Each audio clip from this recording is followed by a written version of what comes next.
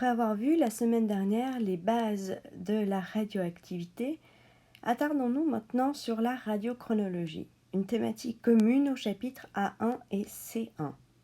La radiochronologie est une méthode utilisant la variation régulière au cours du temps de la proportion de noyaux radioactifs dans certains corps, la demi-vie ou période.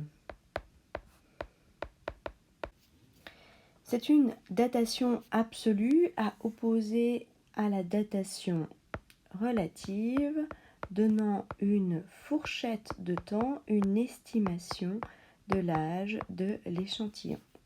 La datation absolue aboutit à un résultat chiffré exprimé en années. Elle s'applique à de nombreuses choses, dont les fossiles ou les roches.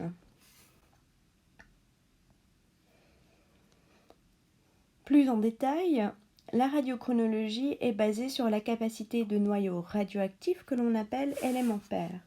Dans l'exemple ci-dessous, l'élément pair ou noyau radioactif est le carbone 14. Celui-ci est donc capable de se désintégrer spontanément au fil du temps.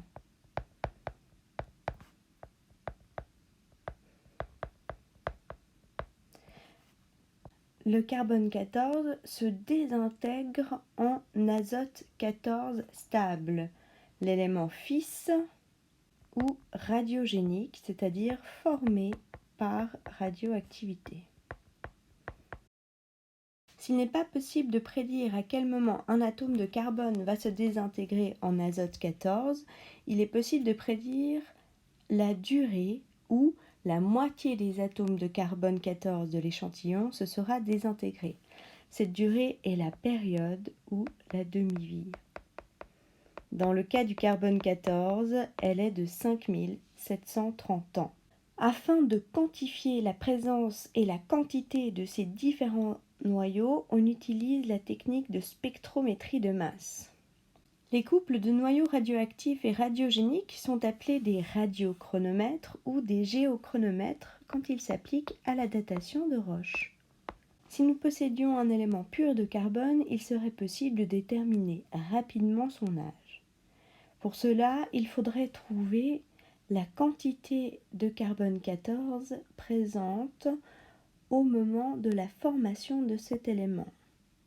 Pour rappel, la quantité de noyaux radioactifs se trouve sur l'axe des Y et est notée N.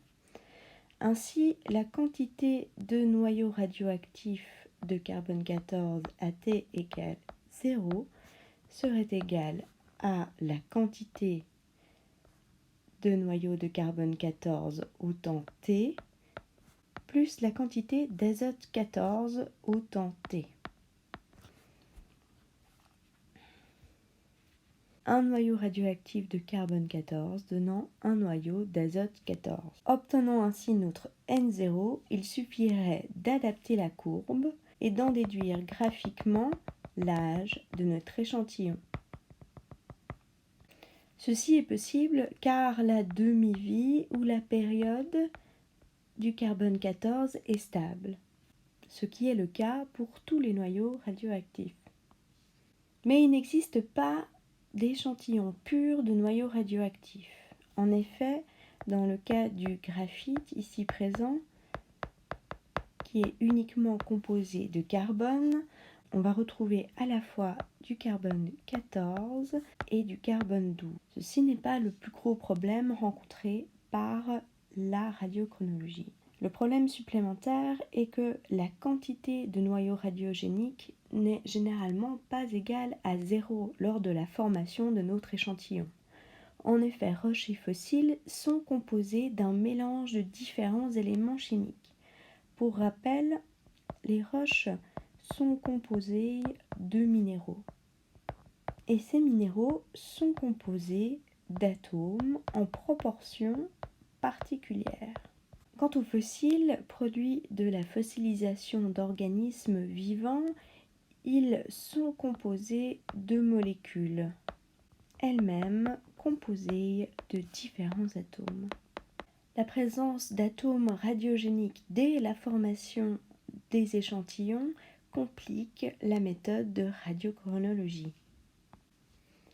Observons 3 méthodes de radiochronologie que nous détaillerons dans les diapositives suivantes. Le carbone 14 s'applique aux organismes vivants, aux fossiles d'organismes vivants. Le noyau radioactif est donc le carbone 14.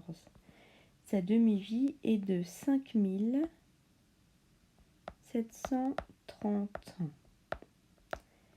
Cette courte demi-vie implique une limite importante. On ne peut pas dater par cette méthode des fossiles plus âgés que 50 000 ans. En effet, la quantité de carbone 14 après 50 000 ans peut être trop faible pour établir une datation. Regardons maintenant 2 autres méthodes, RBSR, SR en minuscule R, pour la méthode rubidium-strontium et PBPB, la méthode plomb-plomb. Ces 2 méthodes s'appliquent aux roches et de matières détournées à l'âge de la Terre. Les noyaux radioactifs dans la méthode RBSR est le rubidium 87. Dans le cas de la méthode plomb-plomb, il s'agit de 2 noyaux d'uranium, l'uranium 235 et l'uranium 238. La longue demi-vie de ces noyaux radioactifs n'implique pas de limite de temps sur la datation. Passons maintenant à la datation par carbone 14. Le carbone 14 a 2 isotopes. Ces isotopes diffèrent donc par leur nombre de neutrons, le carbone 12 et le carbone 14. La datation au carbone 14 permet de dater des fossiles, d'anciens organismes vivants. L'ensemble des organismes vivants est appelé la biosphère. Regardons dans cette diapositive comment est-ce que le carbone est intégré à la biosphère. Les plantes chlorophylliennes appelées producteurs primaires dans les écosystèmes sont le point d'entrée du carbone dans la biosphère. En effet, elles utilisent le dioxyde de carbone présent dans l'atmosphère pour créer une molécule organique, le glucose, par photosynthèse. Cette molécule organique est ensuite transformée en une quantité d'autres molécules organiques, dont les glucides, dont fait partie le glucose, les sucres, les lipides, comme les graisses, les protéines, produites à partir des gènes, et l'ADN. On retrouve du carbone à l'intérieur de chacune de ces molécules. Le carbone passe ensuite des producteurs primaires aux producteurs secondaires par alimentation et est transféré à chaque étape des réseaux trophiques ou chaînes alimentaires. À la mort des organismes vivants, les décomposeurs, comme les champignons, vont restituer du CO2 à l'atmosphère. Il y a donc un cycle équilibré de carbone. Le carbone pris par les producteurs primaires est transféré au fil des réseaux trophiques et restitué à l'atmosphère par les décomposeurs. Le carbone du CO2 peut être à la fois du carbone 12 et du carbone 14. Tant qu'un organisme est vivant, il renouvelle en permanence son stock de carbone. Par conséquent, son rapport carbone 14-carbone 12 est égal à celui de l'atmosphère.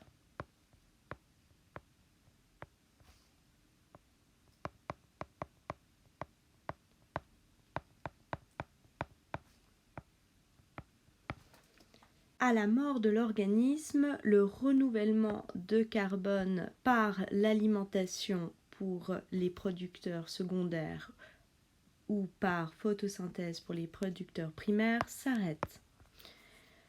Par conséquent, leur rapport carbone 14, carbone 12 n'est plus égal à celui de l'atmosphère. Au fil du temps, le carbone 14 se désintègre en azote 14 et diminue.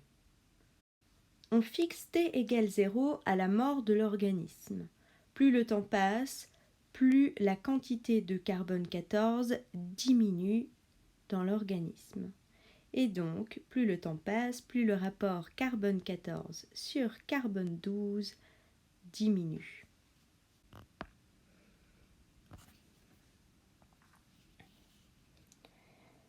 Il est donc possible de dater un organisme en fonction de son rapport carbone 14, carbone 12. Ceci présuppose que le rapport carbone 14, carbone 12 de l'atmosphère est stable au fil du temps et est donc égal à notre rapport carbone 14, carbone 12 à T égale 0, que l'on trouve ici. En fonction de la quantité trouvée, il suffit donc de lire graphiquement l'âge de notre échantillon. Pour un rapport de 0,4 fois 10-12, nous pouvons lire sur le graphique l'âge de l'échantillon de 5000 ans. En réalité, le rapport entre carbone 14 et carbone 12 de l'atmosphère n'est pas stable. Il ne peut donc pas être utilisé comme le rapport carbone 14, carbone 12 à T égale 0. On utilise donc une courbe de calibration. Les données obtenues en observant la quantité de carbone 14, carbone 12 sont corrigées à l'aide d'autres méthodes de datation. Ainsi, pour un âge obtenu de 5000 ans, comme dans l'exemple tout à l'heure, le véritable âge sera de 4000 ans avant Jésus-Christ, soit près de 6000 ans.